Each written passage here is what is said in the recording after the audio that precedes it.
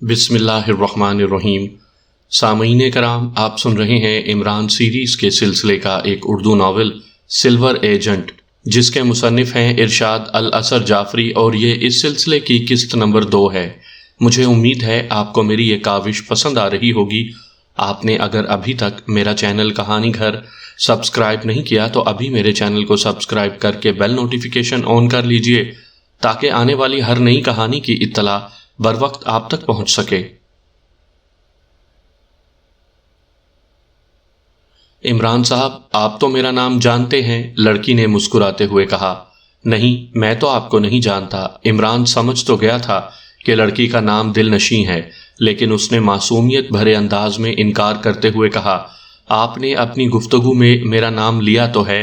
لڑکی نے بدستور مسکراتے ہوئے کہا، ارے آپ کا سویٹ نیم دل نشیں ہے؟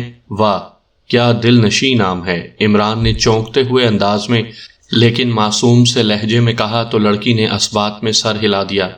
دل نشیں کو عمران سے بے تکلف ہوتے دیکھ کر سپر فیاض کا خون کھول رہا تھا۔ اس کا بس نہیں چل رہا تھا کہ وہ عمران کو اٹھا کر حال سے باہر پھینک دیتا۔ عمران، تم یہ بتاؤ کہ تم یہاں کیوں آئے ہو؟ سپر فیاض نے غصیلے لہجے میں کہا۔ میں بتا دوں کہ میں یہاں کیوں آیا ہوں؟ عمران نے سوالیہ انداز میں کہا۔ ہاں بتا دو، وہی تو پوچھ رہا ہوں، اور کیا میں جھک مار رہا ہوں؟ سپر فیاض نے جھلائے ہوئے لہجے میں کہا۔ بتا دوں؟ مس دل نشیں کے سامنے بتا دوں؟ عمران نے کہا، اور ساتھ ہی اس کا ہاتھ جیب میں گیا۔ جب اس کا ہاتھ جیب سے باہر آیا تو اس کے ہاتھ میں رومال تھا۔ رومال نکالنے کے بہانے اس نے موبائل فون کی رنگ ٹون آن کر دی تھی۔ میں کہتا ہوں عمران، تم یہاں سے اٹھ کر چلے جاؤ، سپر فیاض نے غصے سے کہا۔ اچھا، کال سن لوں پھر چلا جاتا ہوں، عمران نے سنجیدہ لہجے میں کہا، اور پھر اس نے سیل فون نکال کر کال اوکے کا بٹن پریس کیا اور موبائل فون کان سے لگا لیا۔ Hello, Ali Imran, MSc DSc Oxon speaking, Imran نے اپنے مخصوص لہجے میں کہا۔ او سلمہ بھابی، آپ؟ السلام علیکم، عمران نے چونکتے ہوئے کہا، اور ساتھ ہی اس نے سپر فیاض کی طرف بھی دیکھا۔ عمران کی زبان سے سلمہ کا نام سن کر سپر فیاض بھی پوری طرح چونک پڑا۔ بھابی، میں اس وقت فیاض کے ساتھ بیٹھا ہوں۔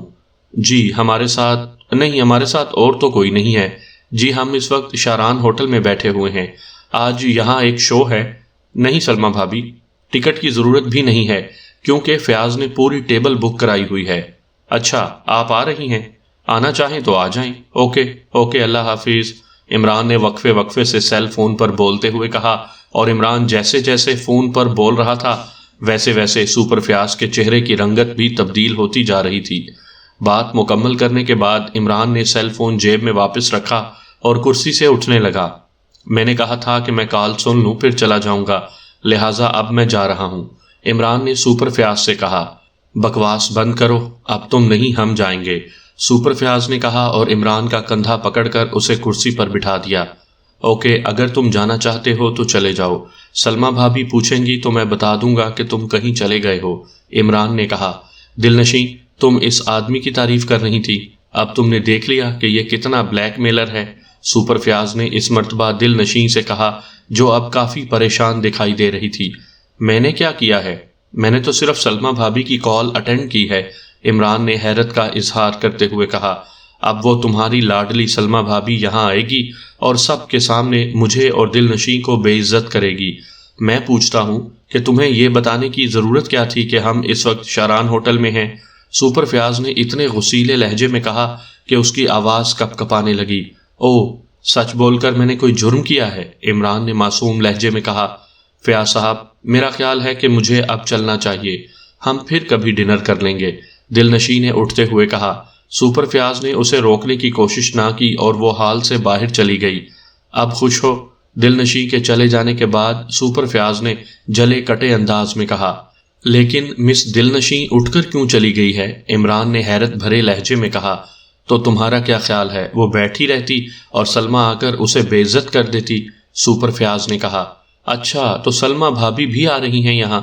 عمران نے اور زیادہ حیرت کا اظہار کرتے ہوئے کہا۔ تم نے فون کر کے اسے بلایا ہے اور اب معصوم بن رہے ہو، سپر فیاض نے منہ بنا کر کہا۔ فون پر سلمہ بھابی سے بات؟ نہیں تو میں نے تو خالی فون پر کال سننے کا نشہ پورا کیا تھا، پچھلے 2 دنوں سے کوئی کال ہی نہیں آئی جس کی وجہ سے بے چینی ہو رہی تھی، میں نے سوچا کہ جھوٹ موٹ کی کال ریسیو کر کے دیکھی جائے، شاید اس طرح بے چینی دور ہو جائے، اور میرا یہ تجربہ 100% کامیاب رہا۔ عمران نے معصوم سے لہجے میں کہا، عمران میں تمہیں قتل کر دوں گا۔ سپر فیاض نے غصیلے لہجے میں کہا، اور ساتھ ہی اس نے عمران کی گردن بھی پکڑ لی۔ ہال میں بیٹھے ہوئے تمام لوگوں نے انہیں حیرت اور غصے سے دیکھا۔ بچاؤ بچاؤ، عمران نے پوری قوت سے چیختے ہوئے کہا تو کئی ویٹرز دوڑتے ہوئے وہاں آ گئے۔ عمران کو کنٹرول روم میں داخل ہوتے دیکھ کر بلیک زیرو اپنی کرسی سے کھڑا ہو گیا۔ السلام علیکم۔ عمران نے بلیک زیرو کو سلام کیا اور پھر اپنی کرسی پر بیٹھ گیا۔ وعلیکم السلام عمران صاحب، میں چائے بنا کر لے آؤں، پھر باتیں کریں گے، ورنہ آپ کی باتوں کے دوران چائے بھول جاتی ہے۔ بلیک زیرو نے سلام کا جواب دینے کے بعد مسکراتے ہوئے کہا اور پھر کچن کی طرف بڑھ گیا۔ پھر چند منٹ بعد وہ چائے بنا کر لے آیا۔ ایک کپ اس نے عمران کے سامنے میز پر رکھ دیا۔ عمران صاحب، آپ کل شاران ہوٹل گئے تھے شو دیکھنے، کیسا تھا شو؟ بلیک زیرو نے عمران سے پوچھا۔ شو سے زیادہ سب سپر فیاض سے محفوظ ہوئے، عمران نے مسکراتے ہوئے کہا۔ عمران صاحب وہ کیسے؟ بلیک زیرو نے حیرت بھرے لہجے میں عمران سے سوال کیا۔ بیچارہ سپر فیاض وہاں تماشا بن گیا، عمران نے بدستور مسکراتے ہوئے کہا اور چائے کا کپ اٹھا لیا۔ اور اس بیچارے کو تماشا آپ نے ہی بنایا ہوگا، بلیک زیرو نے بھی مسکراتے ہوئے کہا۔ اب میں کیا کرتا، وہ مجھ سے پہلے ہی حال میں موجود تھا اور اس کے ساتھ ایک دل نشیں سی لڑکی بھی تھی، عمران نے کہا، اور پھر اس نے سارا واقعہ تفصیل سے بتا دیا۔ بلیک زیرو اس دوران مسکراتا ہی رہا۔ عمران صاحب، جس دن سپر فیاض کا داؤ چل گیا اس نے آپ کو جیل کی ہوا کھلا دینی ہے، بلیک زیرو نے کہا۔ ہم غریبوں کا بھی اللہ بیلی، عمران نے اوپر دیکھتے ہوئے اور معصوم سے لہجے میں کہا۔ عمران صاحب، مجھے تو ایک خدشہ اور بھی ہے، بلیک زیرو نے سنجیدہ ہوتے ہوئے کہا۔ اچھا، اب تمہیں بھی کوئی خدشہ لاحق ہو گیا ہے، عمران نے بلیک زیرو سے کہا۔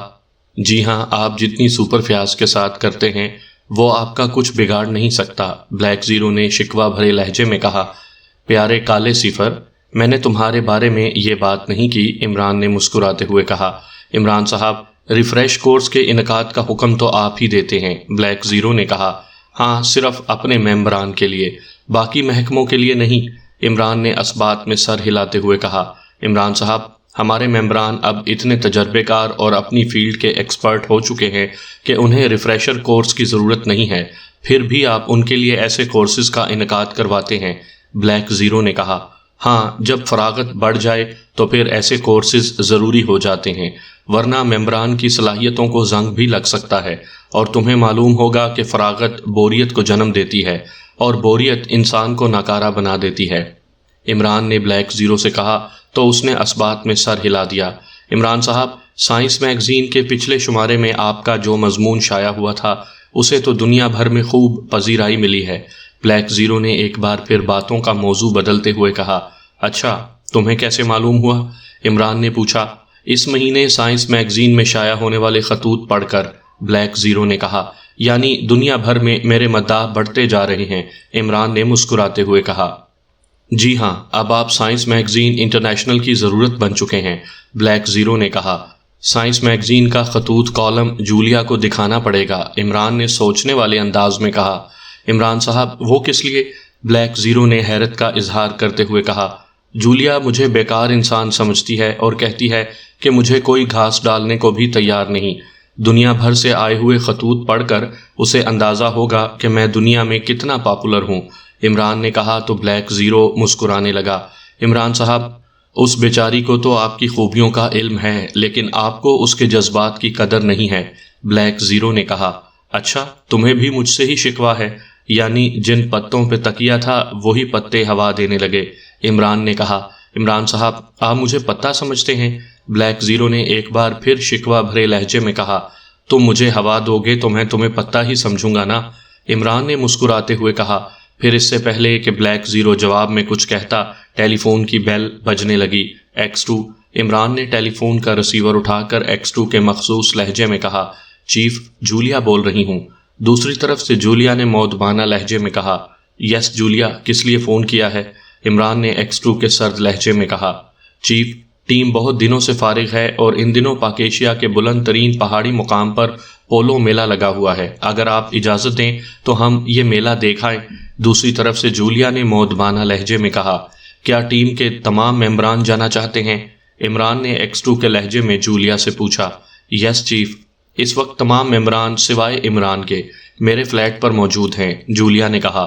عمران کو ممبران میں شامل مت کیا کرو، وہ پاکیشیا سیکرٹ سروس کے لیے کام نہیں کرتا ہے۔ یس چیف، X2 کی ڈانٹ سن کر جولیا کی سہمی ہوئی آواز سنائی دی۔ اگر تمہیں فوری طور پر واپس آنا پڑے تو پھر تم لوگ کیسے واپس آؤ گے؟ عمران نے X2 کے لہجے میں پوچھا۔ چیف، ہم صرف ایک دن کے لیے جانا چاہتے ہیں، ہیلی کاپٹر سروس پر۔ صبح جائیں گے اور شام کو واپس آ جائیں گے، اور ایمرجنسی میں آنا پڑا تو اسپیشل ہیلی کاپٹر کروا لیں گے، جولیا نے مودبانہ لہجے میں کہا۔ اوکے، اجازت ہے تمہیں، عمران نے کہا، اور اس کے ساتھ ہی اس نے ریسیور بھی رکھ دیا۔ عمران جانتا تھا کہ ان دنوں پاکیشیا کے ایک پہاڑی علاقے میں میلہ لگتا ہے، اور اس میلے کی خاص بات پولو کھیل ہے، اور اسے دنیا کے بلند ترین مقام پر کھیلے جانے والے پولو ٹورنامنٹ کا اعزاز حاصل ہے، اور دنیا بھر کے سیاح اس میلے کو دیکھنے آتے ہیں۔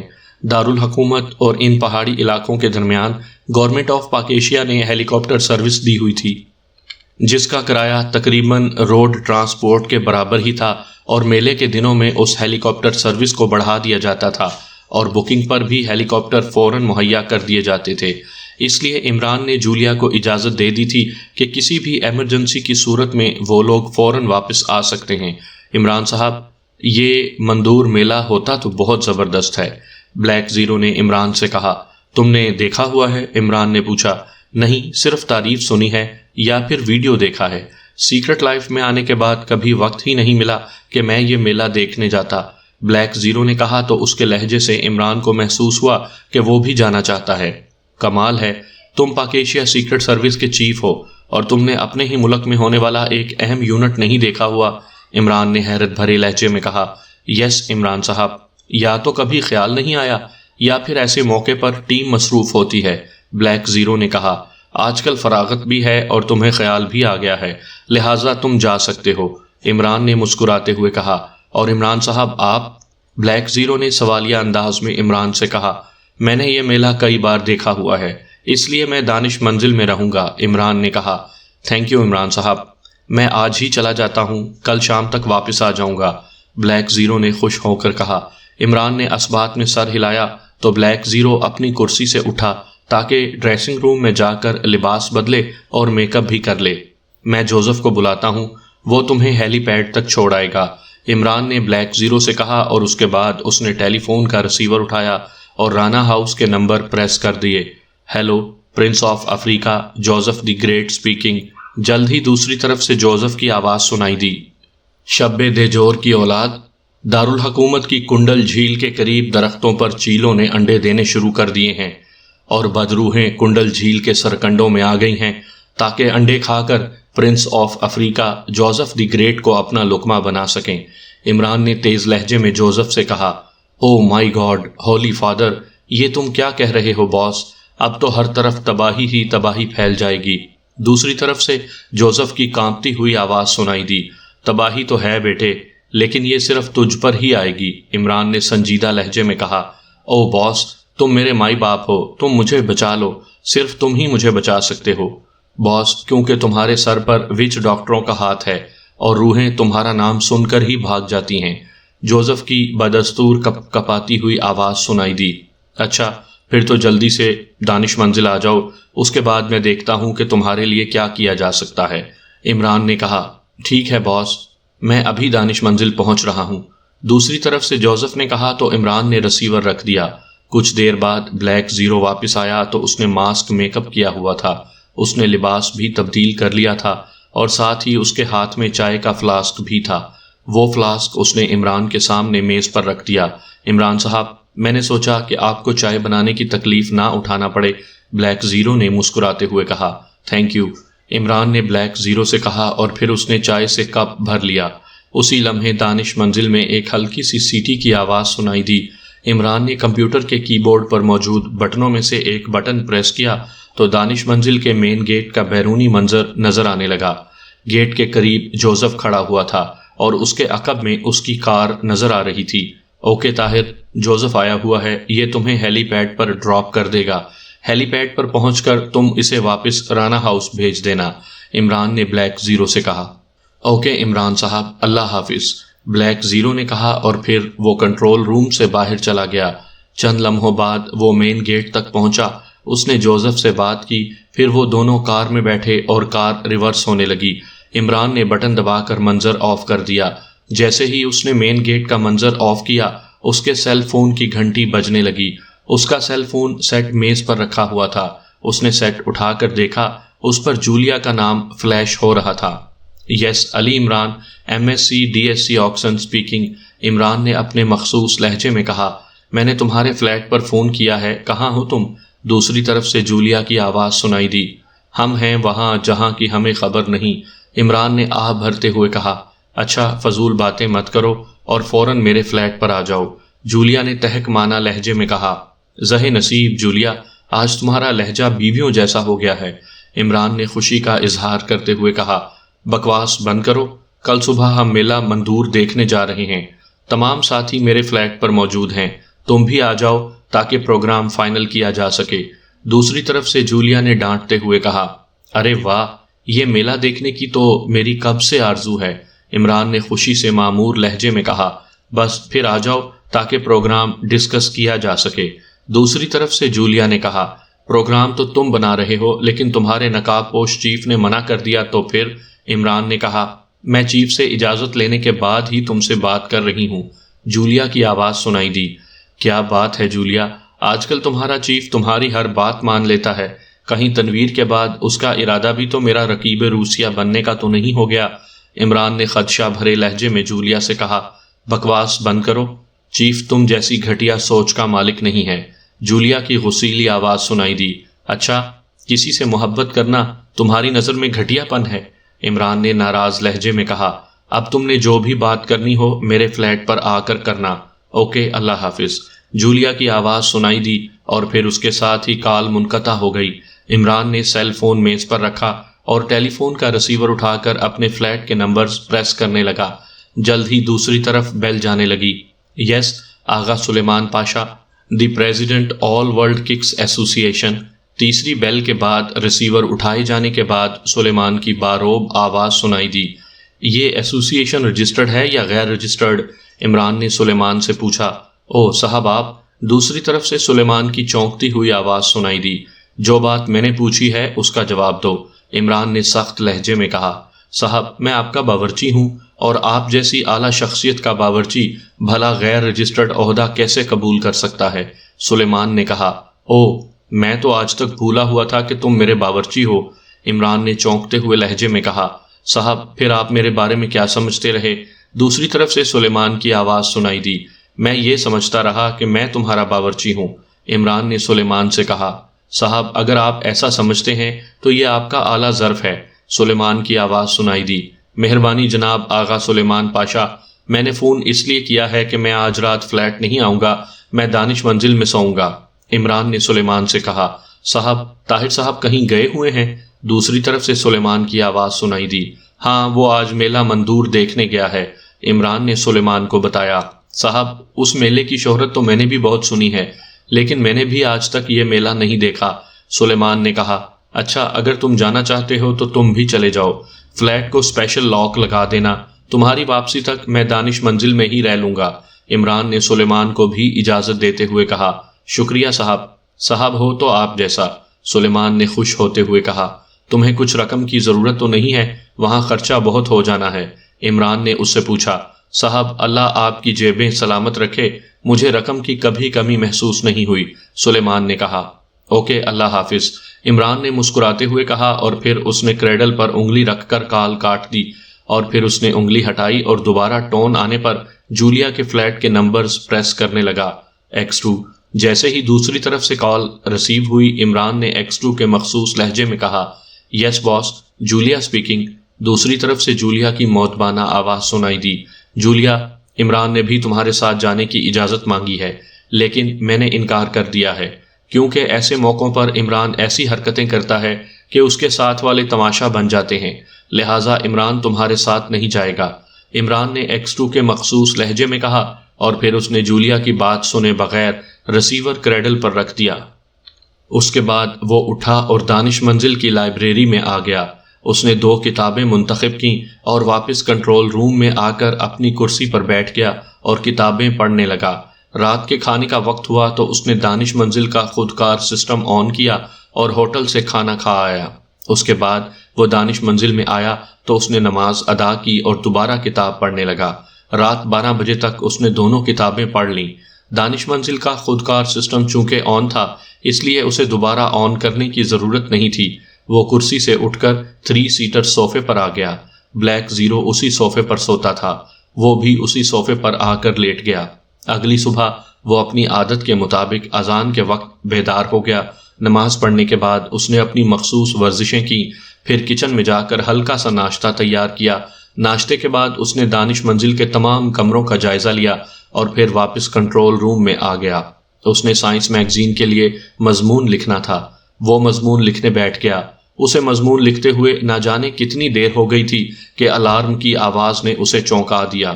اس نے وال کلاک کی طرف دیکھا تو لنچ کا وقت ہو رہا تھا، مضمون ابھی آدھا ہی لکھا گیا تھا۔ اس نے کاغذ میز کی دراز میں رکھے اور لباس تبدیل کر کے کار میں آ بیٹھا۔ دانش منزل کا خودکار سسٹم ابھی تک آن تھا، اس لیے عمران کار میں بیٹھ کر باہر آ گیا۔ آج بہت عرصے بعد اسے ٹپ ٹاپ ہوٹل کی یاد آئی تھی۔ کسی زمانے میں وہ اس ہوٹل میں بہت زیادہ جاتا تھا اور آج اس ہوٹل کی یاد آنے پر اس نے فیصلہ کیا کہ وہ اسی ہوٹل میں لنچ کرے۔ یہ فیصلہ کرنے کے بعد وہ ٹپ ٹاپ ہوٹل پہنچ گیا۔ ہال میں پہنچتے ہی وہ ایک خالی میز کی طرف بڑھا اور کرسی پر بیٹھ گیا۔ صاحب، آج تو آپ بہت طویل عرصے بعد یہاں آئے ہیں، ایک ویٹر نے قریب آ کر مؤدبانہ لہجے میں کہا۔ عمران نے ویٹر کی طرف دیکھا۔ یہ اس ہوٹل کا پرانا ویٹر تھا اور عمران کے آنے پر خوش دکھائی دے رہا تھا۔ ہاں، آج کل ہوٹلنگ کچھ کم ہو گئی ہے، جواب میں عمران نے بھی مسکراتے ہوئے کہا۔ صاحب، اس کا مطلب ہے کہ آپ نے شادی کر لی ہے، ویٹر نے کہا تو عمران کے چہرے پر مسکراہٹ آ گئی۔ ارے نہیں بھائی، ابھی تک تو اس جھنجھٹ میں نہیں پڑے، بہرحال تم مینیو کارڈ دکھاؤ، عمران نے بدستور مسکراتے ہوئے کہا تو ویٹر نے مینیو کارڈ عمران کے حوالے کر دیا۔ مینیو کارڈ دیکھ کر عمران نے اپنا آرڈر نوٹ کروا دیا۔ صاحب، میں آپ کے آرڈر کی تعمیل بھی کرتا ہوں اور مینیجر صاحب کو بھی آپ کے آنے کی خوشخبری سناتا ہوں، ویٹر نے عمران سے کہا اور پھر وہ واپس مڑ گیا۔ پھر کچھ ہی دیر میں اسے کھانا سرو کر دیا گیا۔ کھانے سے فارغ ہو کر وہ چائے پی رہا تھا کہ ہوٹل کا مینیجر اس کے قریب آ گیا۔ السلام علیکم عمران صاحب، مینیجر نے عمران کو سلام کرتے ہوئے کہا۔ مینیجر بھی پرانا ہی تھا۔ وعلیکم السلام، تشریف رکھیے مینیجر صاحب، عمران نے اخلاقاً مسکراتے ہوئے کہا تو وہ کرسی پر بیٹھ گیا۔ عمران صاحب، آپ نے یہاں آنا چھوڑ دیا ہے، کیا ہمارے کھانوں کا معیار گر گیا ہے؟ مینیجر نے عمران سے کہا۔ نہیں، ایسی تو کوئی بات نہیں ہے، بس ہوٹلنگ کم ہو گئی ہے، عمران نے کہا۔ عمران صاحب، آپ آتے ہیں تو ہمارے ہوٹل کی رونق بڑھ جاتی ہے، لوگ خوش ہو جاتے ہیں، مینیجر نے کہا۔ پھر تو آپ مجھے تنخواہ دیا کریں، عمران نے بدستور مسکراتے ہوئے کہا۔ تنخواہ؟ مینیجر نے وضاحت طلب انداز میں کہا۔ ہاں، میں جوکر کا کام کرتا ہوں، عمران نے اپنی بات کی وضاحت کرتے ہوئے کہا۔ او نو عمران صاحب، میرے کہنے کا ہرگز یہ مقصد نہیں تھا اور نہ ہی میری یہ جرت ہے کہ میں آپ کو جوکر کہوں، مینیجر نے فوراً ہی شرمندہ سے لہجے میں کہا تو عمران کے چہرے پر ایک بار پھر مسکراہٹ آ گئی۔ مینیجر صاحب، اگر آج کل بے روزگاری میں جوکر کی نوکری بھی مل جائے تو بڑی غنیمت کی بات ہے، عمران نے کہا۔ آپ شاید ٹھیک کہہ رہے ہیں عمران صاحب، لیکن ہم نہ تو آپ کو جوکر کہہ سکتے ہیں اور نہ ہی سمجھ سکتے ہیں، البتہ آپ کی پرلطف باتوں کو انجوائے ضرور کرتے ہیں، مینیجر نے عمران سے کہا۔ ان باتوں کے دوران عمران چائے سے بھی فارغ ہو چکا تھا، اس لیے اس نے ویٹر کو قریب آنے کا اشارہ کیا۔ یس سر، ویٹر نے قریب آ کر مؤدبانہ لہجے میں کہا۔ بل لے آؤ، عمران نے ویٹر سے کہا تو وہ مڑنے لگا۔ بل رہنے دو، عمران صاحب آج طویل عرصے بعد ہمارے ہوٹل آئے ہیں، ان کے آج کے کھانے کا بل میں دوں گا، مینیجر نے ویٹر سے کہا تو اس نے اسبات میں سر ہلایا اور چلا گیا۔ مینیجر صاحب، آپ نے تنخواہ میں سے ایڈوانس لیا ہے، عمران نے مسکراتے ہوئے مینیجر سے کہا۔ میری ایسی کہاں مجال عمران صاحب، میں جانتا ہوں کہ آپ کئی ہوٹل خرید سکتے ہیں، مینیجر نے شرمندہ سے لہجے میں کہا تو عمران کرسی سے اٹھنے لگا۔ عمران صاحب، اب آپ آئے ہیں تو میں گزارش کروں گا کہ آپ آنے کا سلسلہ جاری رکھیں گے، مینیجر نے کاروباری انداز میں کہا اور عمران کے ساتھ وہ بھی کرسی سے کھڑا ہو گیا۔ بس آپ دعا کرتے رہیں میرے لیے، میں آتا رہوں گا، عمران نے کہا اور مسافے کے لیے ہاتھ بڑھایا۔ عمران صاحب، آپ جیسے معزز گاہکوں کے لیے تو ہم دن رات دعا کرتے ہیں، مینیجر نے کہا۔ تھینک یو، اللہ حافظ، عمران نے اس سے مصافحہ کرتے ہوئے کہا، اور پھر وہ ہال سے باہر آ گیا۔ ہال سے باہر آ کر اس نے اپنی جیب سے اپنا سیل فون نکالا اور اس کی آڈیو ریکارڈنگ کا آپشن آن کر کے گانا گاتے ہوئے پارکنگ کی طرف بڑھنے لگا۔ پارکنگ میں اس کی سرخ سپورٹس کار کھڑی ہوئی تھی۔ وہ اپنی کار میں بیٹھا اور جیسے ہی اس نے کار سٹارٹ کرنے کی کوشش کی، یک دم ہی اس کا سر چکرایا اور پھر اس کی آنکھوں کے سامنے اندھیرا سا چھا گیا۔ اس نے سر جھٹک کر خود کو بے ہوش ہونے سے بچانے کی کوشش بھی کی، لیکن وہ اپنی اس کوشش میں ناکام رہا اور اس کا سر ڈھلک کر سٹیئرنگ پر جا گرا۔ فنچ، تم نے کرنل فریدی کو اغوا کرنے کا کیا پلان بنایا ہے؟ نانوتا نے فنچ سے کہا۔ اس وقت وہ دونوں کافرستان کے دارالحکومت کی ایک کوٹھی میں بیٹھے ہوئے تھے۔ انہیں کافرستان آئے ہوئے 2 گھنٹے ہوئے تھے۔ انہوں نے ایک کوٹھی اور کار حاصل کر لی تھی۔ اس سے قبل انہوں نے مقامی میک اپ بھی کیے تھے اور ان کے پاس کافرستان کے شناختی کارڈ بھی موجود تھے، اسی لیے انہیں اسٹیٹ آفس سے بآسانی کوٹھی مل گئی تھی اور انہوں نے کار بھی خرید لی تھی۔ پلاننگ کیا کرنی ہے؟ کرنل فریدی نصف رات تک تو اپنے آفس میں کام کرتا ہے، اس کے بعد وہ گھر آ کر سوتا ہے۔ ہم رات کے آخری پہر اس کی کوٹھی پر جائیں گے اور اسے اغوا کر کے لے آئیں گے، فنچ نے کہا۔ تم تو ایسے کہہ رہے ہو جیسے کرنل فریدی کو اغوا نہیں کرنا بلکہ کسی بکری کو چوری کرنا ہے، نانوتا نے منہ بنا کر کہا۔ اچھا تم بتاؤ کہ اگر کرنل فریدی کو اغوا کرنے کے لیے صرف تم ہوتی تو تم کیا کرتی؟ فنچ نے مسکراتے ہوئے کہا۔ کرنل فریدی کا معاملہ ہے، میں تو لمبی چوڑی پلاننگ کرتی، نانوتا نے فنچ سے کہا۔ وہی تو میں پوچھ رہا ہوں کہ کیا پلاننگ کرتی؟ فنچ نے بدستور مسکراتے ہوئے کہا۔ تم ایس گیس اپنے ساتھ لائے ہو؟ نانوتا نے فنچ کے سوال کا جواب دینے کے بجائے اس سے پوچھا۔ ہاں، ایس گیس کا پسٹل میرے بیگ میں موجود ہے، فنچ نے اسبات میں سر ہلا دیا۔ بس پھر میں یہی پلاننگ کرتی جو تم نے کی ہے، نانوتا نے کہا۔ میں نے کیا پلاننگ کی ہے؟ فنچ نے کہا۔ ایس گیس بے رنگ، بے بو اور سریع اثر گیس ہے۔ جب اس کے کیپسولوں کو پسٹل سے فائر کیا جاتا ہے تو اس فائر کی معمولی سی آواز بھی پیدا نہیں ہوتی۔ یہ گیس جب پھیلتی ہے تو تقریباً 100 میٹر کے ایریا میں موجود تمام جانداروں کو پلک جھپکنے میں بے ہوش کر دیتی ہے۔ تم یہ گیس کرنل فریدی کی کوٹھی میں پھیلا کر اسے بے ہوش کرنا چاہتے ہو، اس طرح اس کے اغوا میں آسانی ہو جائے گی، نانوتا نے کہا۔ کرنل فریدی زیرو فورس کا چیف ہے، اس کی کوٹھی پر سائنسی حفاظتی سسٹم بھی ہوگا، فنچ نے کہا۔ اس کے لیے تم ایم مشین ساتھ لائے ہوگے، اس کی موجودگی میں تمام حفاظتی سسٹم جامد ہو جاتے ہیں، نانوتا نے کہا تو فنچ کے چہرے پر مسکراہٹ آ گئی اور ساتھ ہی اس نے اسبات میں سر بھی ہلا دیا۔ تم خود اتنی عقل مند ہو نانوتا، پھر بھی تم مجھ سے سوال پوچھتی ہو، فنچ نے مسکراتے ہوئے کہا۔ دراصل اس مشن کی پلاننگ تم نے کرنی تھی، اس لیے میں نے اس کے بارے میں کچھ بھی نہیں سوچا تھا۔ اب تم نے مجھ سے پوچھا تو میں نے تمہیں تمہاری پلاننگ بتا دی، نانوتا نے بھی مسکراتے ہوئے کہا۔ ہاں، ہم اتنے عرصے سے ایک ساتھ کام کر رہے ہیں، ہمیں ایک دوسرے کا اتنا مزاج آشنا تو ہونا ہی چاہیے، فنچ نے کہا۔ صرف مزاج آشنائی تک ہی محدود رہنا فنچ، اس سے آگے نہ بڑھنا، نانوتا نے شوق سے لہجے میں کہا۔ میں جانتا ہوں تمہارے دل میں کرنل فریدی بسا ہوا ہے، کسی اور کی جگہ بن ہی نہیں سکتی، فنچ نے مسکراتے ہوئے کہا۔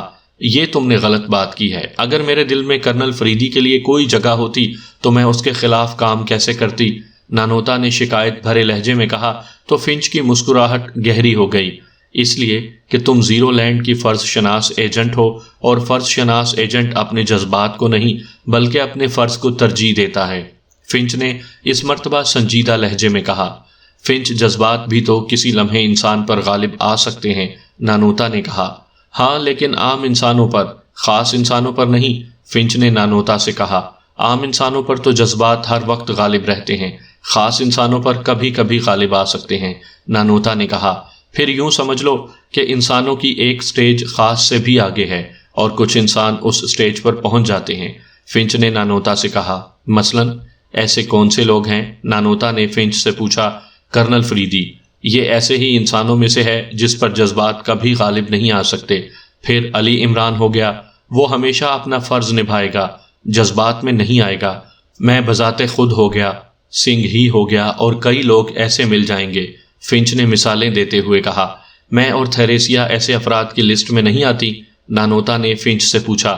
تم دونوں پر ایک دو بار جذبات غالب آئے ہیں جن کا فائدہ کرنل فریدی اور عمران نے اٹھایا ہے۔